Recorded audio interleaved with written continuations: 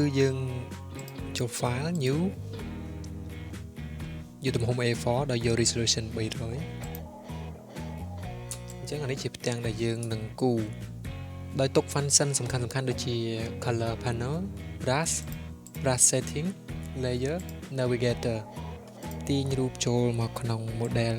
ទាញ model ចូលមកក្នុង Photoshop មកដាក់លើ bar ខាងលើនេះហើយទាញដោយ light ដាក់មកខាងឆ្វេងមកដើម្បីសន្លប់យើងស្រួលមើល brush ប្រភេទនេះគឺប្រភេទ pastel មានថាវាស្រាលចុងស្រាលកតុយប៉ុន្តែមូលនេះប្រភេទ dry brush អញ្ចឹងក្នុងការចាប់ទម្រង់ដំបូងយើងរក brush ណាដែល brush setting នេះយកប្រភេទជ្រុងចេញមក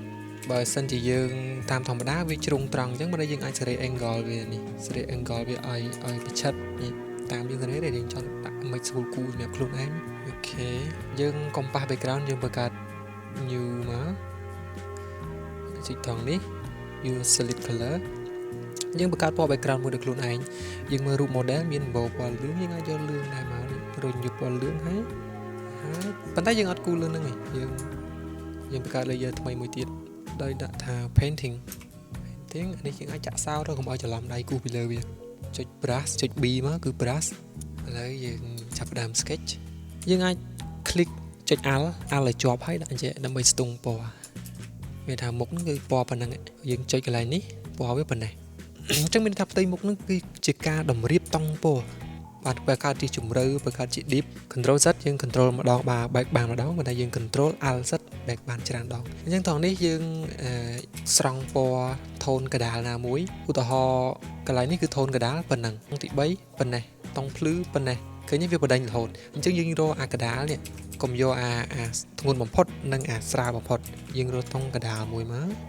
ហើយយើងចាប់ផ្ដើម sketch ទម្រង់មុខហើយ sketch នេះគឺលើ layer នេះ painting នេះអូខេ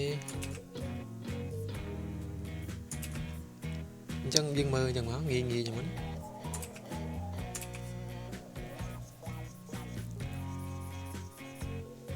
ទម្រង់មុខ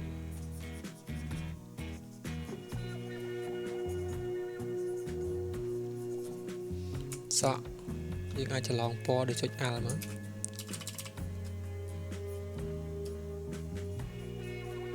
ឃើញមិនគូអញ្ចឹងមកយើងកុំខ្វល់អានេះវាដូចដូចពណ៌ប្រេងអញ្ចឹងដែរ Digital painting គឺដូចពណ៌ប្រេងហើយពណ៌ប្រេងក៏គូអញ្ចឹងដែរ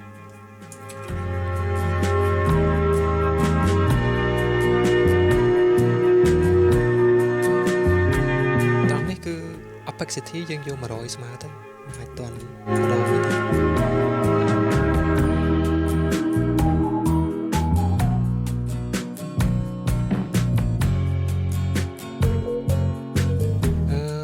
ស្បាខាងលើនេះបើសិនជា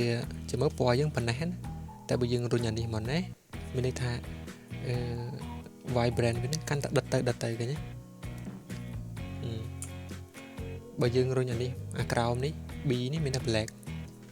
បើយើងរុញកាន់តែមកឆ្វេងវាកាន់តែងឹតហ្នឹងណាឃើញទេអញ្ចឹងអានេះគេចំណុចសំខាន់នៅក្នុង painting digital ហើយបើយើងរុញទៅស្ដាំវាកាន់តែភ្លឺប៉ុន្តែ vibrant តម្លៃនៃពណ៌ហ្នឹងអត់ផ្លាស់ប្ដូរទេតែអាកដាលនេះសម្រាប់ដិតទៅហើយឥឡូវ hue ហ្នឹងគឺសម្រាប់បដូរពណ៌មកឧទាហរណ៍នេះប៉ុណ្ណេះរុញមកស្ដាំលឿងបន្តិចរុញមកនេះចាប់ដើមបែក green មើលណាបែក green ឃើញទេអញ្ចឹងត្រូវដឹងតួនាទីនៅក្នុងការប្រើប្រាស់បែកហ្នឹង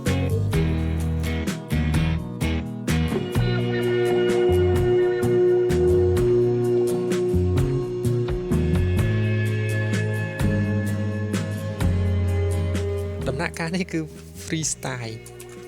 កុំមានសម្ពាធកុំគិតថាអញគូមិនដូចទេអត់ទេគូរូបដំបងមានណាគូដូចទេតែយើងអញ្ចឹងយើង learn ពីវាយើង reshape វាឧទាហរណ៍ថាសក់យើងបានតង់ពណ៌ហ្នឹងហើយនេះយើងចង់តម្លើងតង់ក៏រុញអានេះមកឆ្វេងមកដិត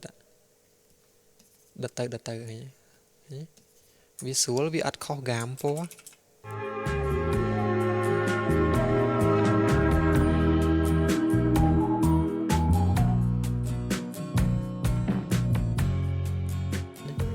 ប៉ុន្តែខ្ញុំអត់បង្រៀនឲ្យអ្នកទាំងអស់គ្នាកើលទេវាអត់ចំណេញ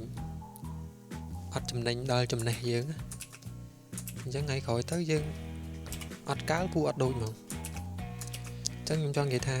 ដូចមិនដូចអីគូចេញពីការមើលឃើញរបស់យើងដោយចំណេះដឹងរបស់យើង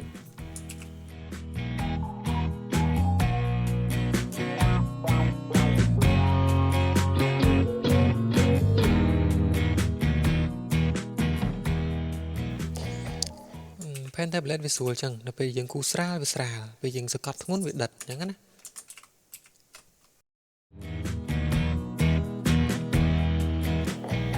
អូខេអញ្ចឹងដំណាក់កាលបន្តទៅទៀតនេះយើងចាប់ផ្ដើម sketch ទម្រង់មុខព្រៀង